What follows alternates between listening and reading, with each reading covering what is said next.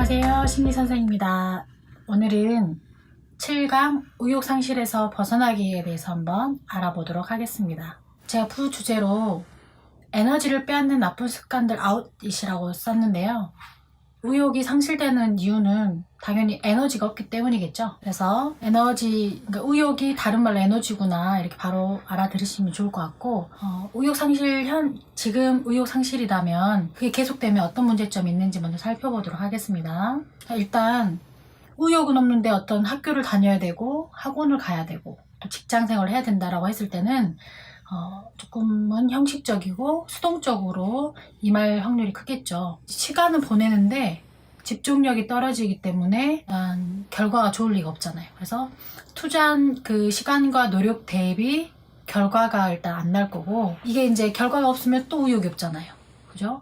의욕이 없으니까 또 결과가 안 날 거고, 이게 반복적으로 있다 보면 악순환이 계속 형성이 되면서 너는 왜 하루 종일 그렇게 공부를 하는데 이렇게 성적이 안 오르니? 라고 하는 친구라든가, 또 직장을 다니긴 다니는데 또 업무적인 결과를 못 낸다던가, 이런 경우가 여기에 해당한다고 보시면 되겠습니다.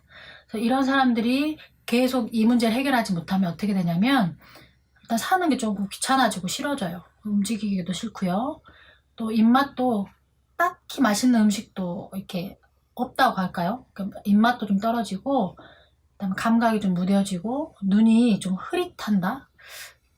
여러분들이 보시기에 눈빛이 흐릿한 사람 혹시 보신 적 있어요? 의욕이, 에너지가 떨어지신 분들은 일단 눈빛에서 살고 싶은 의지가 안 보여요. 그래서 여러분들이 혹시 거울을 봤는데 내 눈빛이 그렇다, 에너지가 많이 떨어졌구나 이렇게 생각하시면 되고, 떨어졌으면 채우면 되겠죠. 그죠? 자, 그러면 의욕이 상실되거나 저하되는 이유가 뭐냐? 제가 이제 본능, 자아, 초자아, 감정, 이거는 자기객관화 강의 때 잠깐 언급해드렸는데, 이 영역에서 제가 한번 설명을 드려볼게요. 본능이 조금 의욕과 관계가 깊은 영역인데요. 엇박자. 자, 해달라고 할 때는 안 해주고, 하기 싫다 할 때는 강요하고, 이런 거거든요. 엇박자란 건. 혹은 내가 원하기도 전에 엄마가 먼저 뭘 해줘 버린다던가.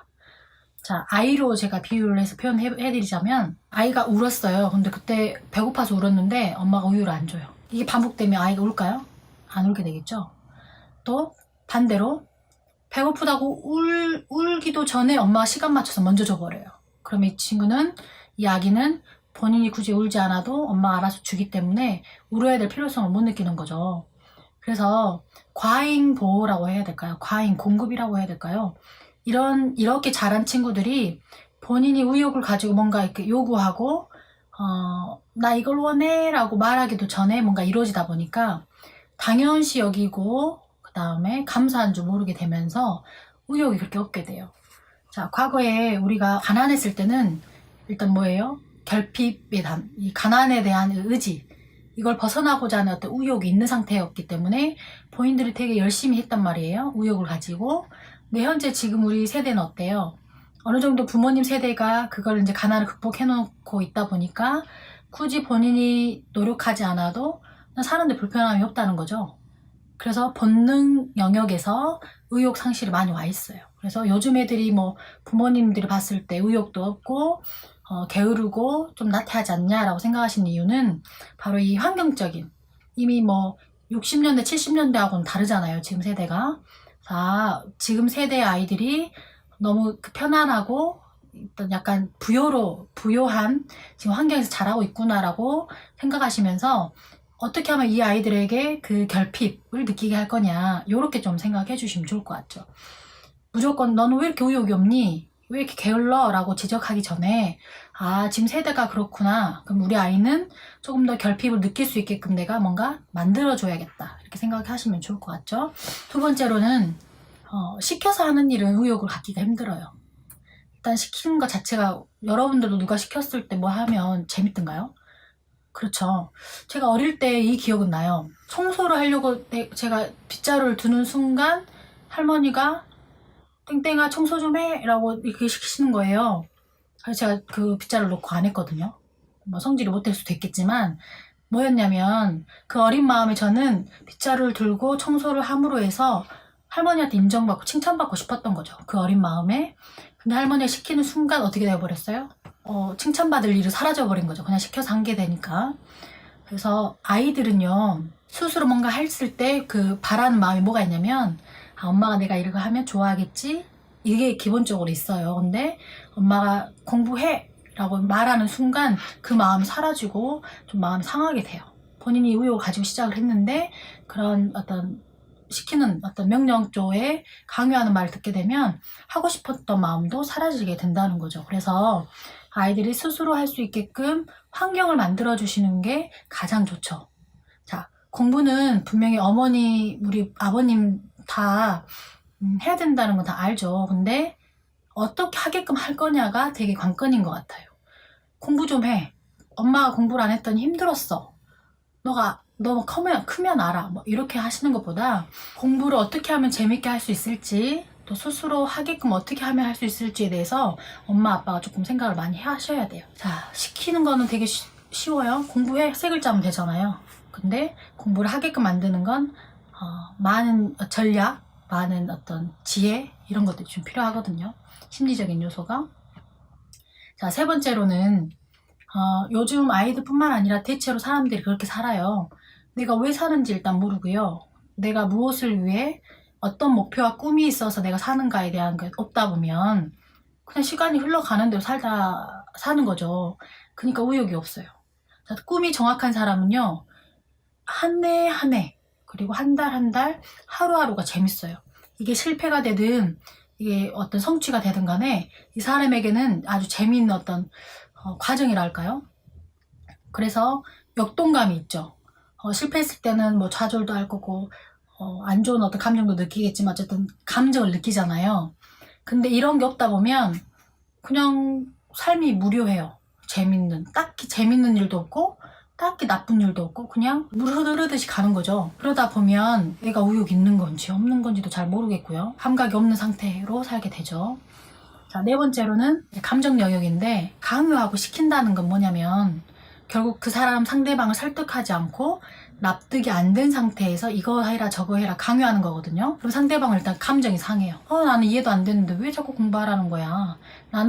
엄마 나는 뭐 게임으로 뭘 성공하고 싶어 라고 하는데 엄마는 쓸데없는 소리 하지 말고 공부나 해 뭐 이렇게 해버린다거나 하면 아이는 일단 엄마랑 대화가 안 된다 생각하고 감정이 상한 상태에서 공부에 대한 반감이 커지겠죠. 그런 것보다는 일단 물어보면 좋겠죠. 아이가 하고 싶다고 하니까 일단 게임을 왜 하고 싶은지, 그걸 통해서 어떻게 그 꿈을 이룰 건지, 구체적으로 뭐 어떻게 해야 되는 것인지, 거기에 엄마가 해줘야 될 어떤 역할은 무엇인지, 뭐 이런 것들로 대화하다 보면 결국 게임도 하더라도 어느 정도 일정 부분 공부가 필요하구나라고 아이가 느끼게 되면 자기 꿈을 이루기 위한 방법으로 공부를 선택하겠죠. 오늘 제목이 의욕이잖아요. 의욕. 다음 시간이 자존감 회복이거든요. 의욕과 자존감의 관계가 되게 끈끈한데요. 의욕은 제가 밑에다 써놨잖아요. 그 발원지의 영향이 크다. 이게 뭐냐면 그 시키는 사람의 영향이 크다. 자, 엄마가 아이에게 공부를 시키고 싶다라고 하시면 엄마가 공부를 시키는과 동시에 뭘 주셔야 되냐면 할 수 있는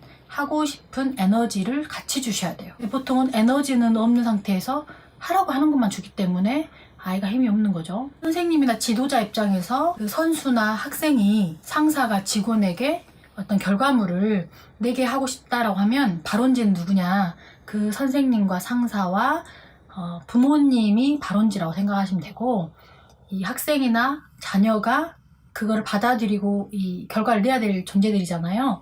그러면 이걸 하라고 하는 그 입장에서 뭘 같이 주셔야 되냐면 에너지를 같이 주셔야 돼요. 이걸 왜 해야 되는지 이유도 주셔야 되고 할 수 있다라고 응원도 해주셔야 되고 같이 이렇게 주셔야 되는데 우리는 해야 될 것만 주고 같이 할 수 있는 에너지는 안 준다는 거죠. 의욕은 물론 본인 스스로도 낼 수 있지만 외부에서 오는 영향이 엄청 큰 것 같아요. 본인이 아무리 의욕을 내보려고 해도 외부에서 조금 자꾸 그거를 의욕을 꺾는다거나 조금 나왔던 그 의욕도 밟아버리면 조금 하기가 힘든 것 같아요. 그래서 발원지 입장이신 우리 부모님과 지도자 또 상사분들이 어떻게 하면 우리 그 직원들이나 자녀에게 에너지 줄 수 있을까 생각을 조금 많이 해주시면 좋을 것 같아요. 자, 의욕을 회복하는 방법은 아까 그 본능자, 초자, 감정 영역에서 제가 원인을 살펴봤기 때문에 그걸 해결하면 되는 거잖아요. 그죠? 자, 그래서 지금 세대는 너무 편하고 굳이 결핍이 없기 때문에 뭘 하고 싶어 하지 않는다라고 제가 말씀드렸잖아요. 그러면 우리 아이가 혹은 내가 스스로 결핍을 느낄 수 있는, 지금처럼은 안 살고 싶어, 더 나았게 살고 싶어 라고 어떤 불편사항들, 고민사항들을 방치하지 않고 그걸 인지하셔야 돼요. 그래서 내가 진짜 원하는 게 뭐지? 이렇게 생각하시고 일단 요구하셔야죠. 스스로에게 요구할 수도 있고, 그걸 줄 수 있는 누구 부모님일 수도 있고 상사일 수도 있는데, 자, 요구하시고 나서 바로 협상되는 건 아니죠. 조율하셔야 돼요. 주거니 받거니 대화하다 보면 이 정도면 되겠다고 관철이 되잖아요. 그럼 획득하는 거죠. 그러면 내가 결핍을 느껴서 요구를 했고 조율하는 과정에서 뭐 양보도 하고 뭐 더 주장도 하면서 결국 획득을 하게 돼요. 그럼 이게 하나하나 쌓이면서 무슨 경험이 돼요? 저번 시간에 배웠던 좋은 경험, 긍정적인 경험, 성취 경험.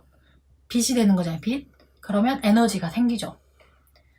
자, 두 번째로는 어떤 일을 할 때요, 여러분들이 학교를 다니더라도 왜 다니는지는 알고 다니셔야 돼요. 직장을 다녀도 왜 다니는지 알고 다니는 것과 그렇지 않는 게 되게 차이가 크거든요. 자, 예를 들어 선생님이라는 그 직업을 가지신 분들이 선생님으로서의 어떤 사명감, 내가 왜 선생님이 됐는지 이것이 정확히 있는 사람과 그냥 안정적인 직업이고 그냥 부모님 하라고 그래서 또 성적에 맞춰서 하다 보니 선생님 됐어 라고 하는 이 두 번째 선생님은 일단 학생들을 대하는 에너지와 학생들이 어떤 문제 행동을 했을 때 반응한 어떤 대처 능력이나 또 자기가 어떤 스트레스를 받았을 때 겪는 그 대응하는 것이 전혀 다르다고 보시면 되는데, 왜에 대한 이유가 있는 사람은 참기도 하고 버티기도 하고 그거를 해결하려고 노력하는 에너지가 있다는 거죠. 근데 왜가 없는 사람은 왜 굳이 내가 이걸 해야 되지? 라고 방향을 잃게 돼요. 그래서 아까 그랬죠? 발원지 역할을 하시는 분이 해야 될 일도 함께 주면서 그 왜에 대한 이유를 설명해 주면서 해야 돼요. 자, 공부해 라고 바로 이렇게 명령적으로 말하지 마시고 공부를 왜 해야 되는지 사실 아시나요? 아이에게 납득이 되게끔 설명이 가능하신가요? 왜 그게 가능하지 않냐면, 우리 어머님 세대에서도 그 왜에 대해서 생각지 않고 공부를 해왔기 때문에 왜는 없어요. 그냥 하는 거예요. 그렇게 사시는 분들은 아이에게 시킬 때도 왜는 없어요. 그냥 하는 거야. 학생이니까 공부해야지. 이렇게 한다는 거죠. 자, 학생이니까 공부해야지라고 가르친 그 자녀하고 공부를 왜 어떻게 그리고 재미있게 할 수 있냐, 이것을 충분히 대화한 자녀하고는 공부에 대한 어떤 느낌, 또 공부에 대한 어떤 태도가 전혀 다르겠죠. 자, 그래서 발원지 역할 하시는 분들 정말 중요합니다. 의욕 상실. 내 주변에 혹시 내가 발원지인데 나와 함께하는 그 누군가가 의욕이 없다. 그러면 발원지인 내가 에너지를 주지 못했구나, 이렇게 생각을 한 번쯤 해보셔야겠죠. 자, 이제 당사자인 내가 나에게 의욕을 이제 업시키는 방법은 재미적인 요소를 찾는 거예요. 우리가 재미있는 일은 누가 시키기 전에 하잖아요. 아이들이 게임을 누가 안 시켜도 하는 이유는 그게 재밌어서 하는 거거든요. 근데 공부를 잘하는 친구들도 물어보세요. 재밌어서 하는 경우가 있어요. 신기하죠? 공부가 재밌대요. 자, 그 친구는 왜냐면 공부에 재미적인 요소가 가미가 돼서 그냥 그것만으로도 재미를 느낄 수가 있기 때문에 계속 할 수가 있어요. 재미를 제가 두 가지로 단어봤는데, 단당류적인 재미가 있고요, 다당류적인 재미가 있다. 자, 단당류는 아주 즉흥적이고 1차원적인 맛이거든요. 예를 들면 우리 아이들 사탕, 초콜릿 좋아하잖아요. 먹는 즉시 즐겁잖아요. 그죠? 근데 그걸 계속 먹으면 어떻게 돼요? 오히려 바로 먹었을 때야 맛이 좋지만 계속 꾸준히 먹게 되면 결국 우리 몸의 에너지를 상하게 하는 어떤 원인이 되잖아요. 단당류적인 그 놀이가 그래요. 예를 들면 유흥을 즐긴다던가 노래방, 춤, 아주 즐겼을 땐 너무 좋아요. 근데 그게 끝나고 났을 때도 계속 좋냐? 그게 아니라는 거죠.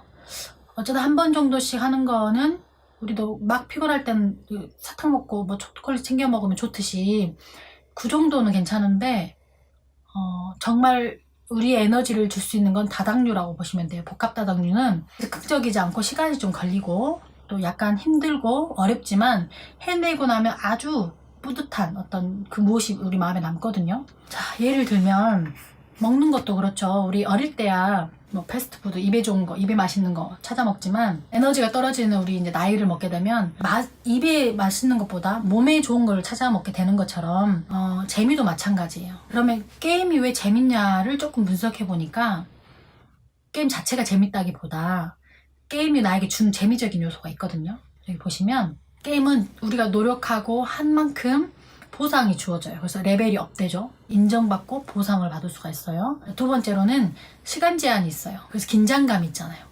긴장감. 세 번째는 목표가 있습니다. 어떤 퀘스트 그거를 달성했을 때는 성취감이 느껴지는 거죠. 그래서 이런 게 바로 재미적인 요소인데 이거를 공부에다 적용하면 되지 않을까요? 자, 그래서 제가 공부를 좀 싫어하는 친구, 공부에 의욕이 없는 친구에게 이걸 똑같이 적용을 해보니까 확실히 달라요. 목표를 정하고 시간에 제한을 둬서 게임 형식으로, 그리고 그걸 달성했을 때에 보상을 해주고, 그게 아니었을 때는 뭐 2차원적인 어떤 다음 뭐 그 미션을 준다던가 해서 자꾸 게임 요소로 주다 보니까 공부가 곧 게임이 된 거죠. 그래서 우리가 어릴 때 그 칭찬 스티커를 준다던가 또 뭐 이렇게 엄마가 리액션 어떻게 해주냐에 따라서 아이들이 재밌어 하잖아요. 우리 아이도 5살인데 엄마가 리액션이 좋고 막 우와 이렇게 해주면 정말 공부를 열심히 하거든요. 잘. 근데 어느 날 피곤해서 제가 리액션이 안 할 때도 있어요. 그러면 그 친구도 공부를 안 하더라고요. 그냥 다른 데로 두고 그냥 태블릿을 보더라고요. 그래서 아이들은 엄마의 그 에너지, 그 리액션, 인정, 이것이 재밌어서 공부를 하는구나 이걸 느꼈거든요. 자, 그래서 여러분들이 재미적인 요소가 뭐가 있을까 스스로 한번 생각해 보세요. 근데 단당류적인 것도 되게 좋지만 결국 다당류의 어떤 재미가 여러분들에게 필요하다는 거. 자, 끝까지 내가 이거를 해내서 인내하고 내가 노력해서 뭔가 이뤘어. 이것보다 재밌는 건 없거든요. 그래서 이런 좀 시간이 필요하지만 어렵지만 해냈을 때는 아주 크게 오는 그런 만족감들, 이런 것들을 여러분들이 많이 갖고 있으면 의욕이 훨씬 더 또 갖고 있던 그 경험들이 또 나에게 에너지를 발원시키는, 내가 저번에 해봤어, 나 예전에 그거 해봤어, 이 경험이 참 중요하거든요. 그래서 그런 경험들을 많이 두시면 좋을 것 같고, 의욕 회복을 위한 마음에 둘 이 생각들이 뭐냐. 자, 첫 번째입니다. 이왕 해야 될 거 많지 않아요? 하기 싫은데 할 거 진짜 많거든요. 엄마들은 뭐 본인이 하기 싫어도 아이가 있으면 어쩔 수 없이 움직여야 되고, 아빠들도 오늘은 좀 쉬고 싶은데 어쩔 수 없이 가족 먹여 살리려면 돈 버셔야 되잖아요. 근데 이왕 할 거 억지로 하는 것보다 재밌게 하는 방법이 없을까라고 본인이 의미도 부여하시고 재미도 부여하시면 좋을 것 같아요. 또 두 번째로는 아까 그 게임적인 그 재미 요소가 목표가 있어서 그랬다 했잖아요. 그래서 목표를 두고 시간을 정하고 이용할 때요. 그렇게 하시면 좋을 것 같고, 세 번째로는 이 자신과의 약속 있잖아. 나 이번에 뭐 해볼 거야. 자, 나 오늘 심리 공부해서 나를 자신 있게 밝게 바꿔볼 거야 라고 약속을, 이렇게 목표를 정해보는 거죠. 그걸 지키려고 노력하는 과정에서 여러분들이 얻는 자존감들, 또 여러분들이 하는 거를 상대방, 타인은 몰라도 누구는 아냐, 본인은 알거든요. 내가 이렇게 노력하고 있다는 걸 누가 보고 있냐면 내 자신이 보고 있어요. 그래서 자꾸 지켜보려고 노력하는 거. 우리 그 교통법규 보세요. 남들이 다 어긴다고 해도 내가 지키잖아요. 그럼 거기서 온 뿌듯함이 있어요. 자, 또 내가 어떤 선행을 했어요. 어때요? 누가 뭐 칭찬해주지 않아도 괜스레 그냥 나 자신이 조금 괜찮아 보이잖아요. 그런 것들이 다음 시간에 말씀드릴 그 자존감 이야기인데, 남이 뭘 하는 건 별로 중요하지 않아요. 내가 나를 보고 있으니까. 그죠? 규칙을 지켜보는 거. 그 다음에 네 번째, 절대 납득되지 않은 일을 그냥 하는 버릇은 안 하시는 게 좋아요. 일단 뭐부터 하시려고 노력하셔야 되냐면, 이걸 왜 해야 되지? 이걸 하면 어떤 부분이 좋지? 라고 스스로 한번 이 생각을 해보시는 거죠. 어떤 상사로부터 어떤 미션을 해야 된다고 이렇게 뭔가 명령이 떨어졌을 때 이걸 왜 해야 되지? 그러니까 부정적인 왜가 아니라 왜 이걸 위해서 내렸을까? 그럼 이걸 내가 받고 어떻게 해야 되는 걸까? 라고 생각하면서 할 때 좀 더 의욕 있게 목표를 가지고 남들보다 성취를 더 잘할 수 있을 것 같아요. 의욕 상실은 외부로부터 많이 온다고 그랬죠. 아까 발원지 되시는 부모님이나 선생님이나 지도자나 상사가 이미 에너지를 너무 공급을 잘 해주시는 분이면 상관이 없는데 그게 쉽지가 않아요. 그래서 에너지를 의도하든 의도하지 않든 간에 나의 에너지를 깎아먹는 어떤 말을 하긴 한다 라고 하면 나는 내 에너지를 보존해야 되니까요. 어떻게 해야 돼요? 3강 때인가요? 3강 때 말씀드렸던 말의 필터링을 통해서 나의 에너지를 깎는 말들은 여러분들이 이게 방어하셔야 돼요. 그 말이 그대로 내 마음에 와서 내 의욕을 꺾어버리게끔 그냥 지켜보시면 안 돼요. 자, 그래서 외부로부터 오는 그 부정적인 자극들, 스트레스들 이런 것들을 그냥 두지 마시고 방어하시고 여러분들 스스로 동기부여하셔가지고 내가 내 삶을 꾸려가는 거기 때문에 여러분들이 지키셔야겠죠. 자, 의욕이 회복되면 당연히 효과는요. 우리 살아있는 이 시간 자체가 즐겁고 의미가 있어요. 한 해 한 해 나이를 하나하나 먹는 게 허무하거나 세월이 더덥다가 아니라 1년 1년이 꽉꽉 채워지는 느낌 있죠. 그게 실패였든 과정이었든 결과가 좋았든 그런 건 별로 중요하지 않아요. 내가 의미 있게 시간 재미를 부여하고 의미를 부여해서 1년 1년이 채워간 거잖아요. 그것만으로도 여러분들은 남들과 좀 다른 삶을 살고 계시는 거고, 그 다음에 감각이 돌아와요. 제가 그 의욕 상실이 있었던 그 친구를 3개월 정도 상담을 했었는데 이 친구가 엄마가 아무리 맛있는 반찬을 해줘도 맛이 없다는 거예요. 그리고 이 살이 좀 빠지고 밥도 한 끼인가밖에 안 먹었던 것 같아요. 의욕 상실이면 그렇게 되거든요. 근데 입맛이 돌아오니까 살이 쪄요. 살이 오르고 간식도 되게 잘 챙겨 먹고 삼시세끼 잘 챙겨 먹고 하더라고요. 그래서 어머님이 그 부분 되게 좋아하셨는데 여러분들이 의욕이 회복되면 없었던 건 아닌데 내가 못 느꼈던 것들이 다 돌아와요. 기능들이. 세상이 달라 보이죠. 그래서 당연하게 여겼던 것들이 어느 순간 감사하게 여겨지고 또 날씨만 좋아도 기쁘고요.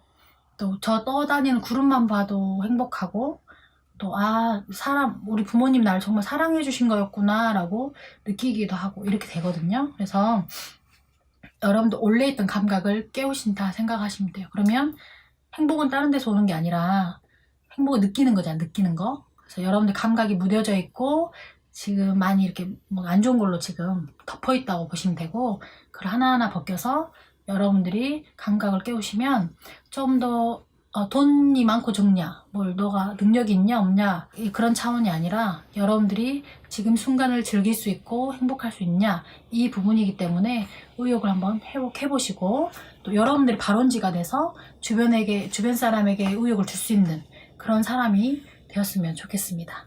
감사합니다.